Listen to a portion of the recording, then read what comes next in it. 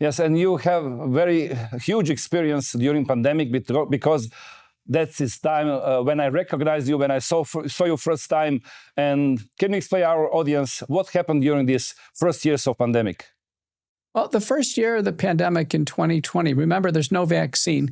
The virus was its most severe form, called the Wuhan strain or the wild type strain.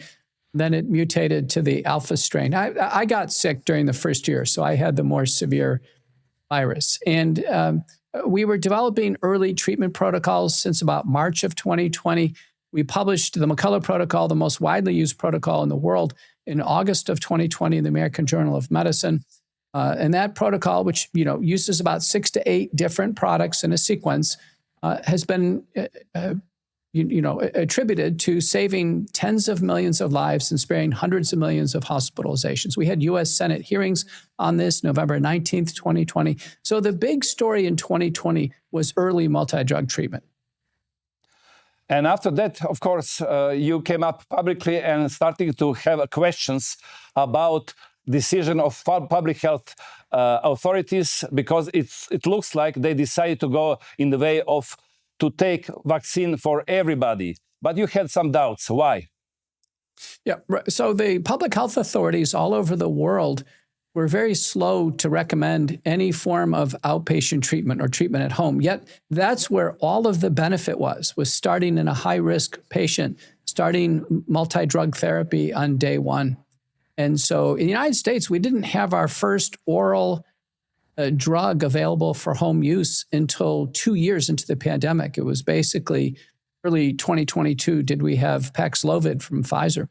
So the first year, it was all about early treatment. We were told a vaccine was coming. And I published an editorial in the journal The Hill, which is a political journal in the House, the White House, and the U.S. Senate read.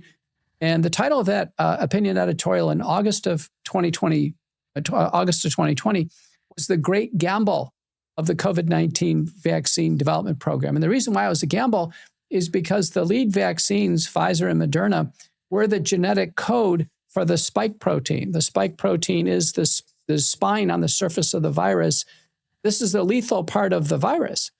So to inject the genetic code for the lethal part of the virus with no ability to shut off production of the lethal protein, I thought was a great, great gamble. And sadly, a tragic gamble. I was right. Yes, and that's why you suffered. You lost your job, and you were pressed from the public. And well, that was a very unpleasant experience. And I know lots of my guests also had the same experience.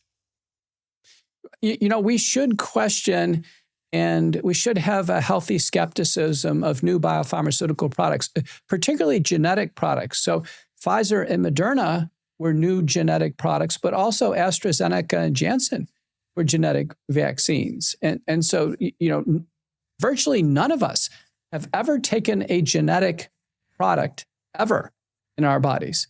Yet this was the first time that people actually received an injection of a genetic code. The genetic code for the foreign Wuhan spike protein that was engineered in the Wuhan Institute of Virology in Wuhan, China. So everybody who took the vaccine, Pfizer, Moderna, Janssen, or AstraZeneca, they have the genetic code from China for the lethal part of the virus, the spike protein. What is the difference between vaccines before and now these mRNA vaccines? Prior vaccines were either an inactivated protein like the tetanus toxoid, a killed vaccine like the killed influenza vaccine, or a live attenuated vaccine like the chickenpox or shingles vaccine. But never were vaccines genetic code, synthetic genetic code. This was a brand new radical idea, and it had never been utilized in a vaccine for humans in the past. Some of my guests call him gene therapy, not vaccines. How you can call it vaccine, or is it maybe new name for this kind of treatment? Well, the companies that make them and the public health agencies consider them vaccines. I'll call them that, but they're not traditional. It's probably better to term them, they are gene transfer technology programs. So the genetic code for the protein is installed in the human body. It can't be removed.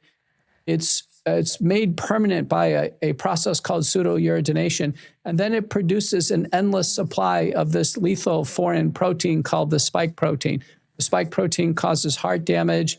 It damages blood vessels and causes bursting blood vessels, stroke, blood clots, immune problems, and then it may be related to cancer. So we should never have a long-acting genetic code for a dangerous foreign protein in our body. It's a disaster of an idea.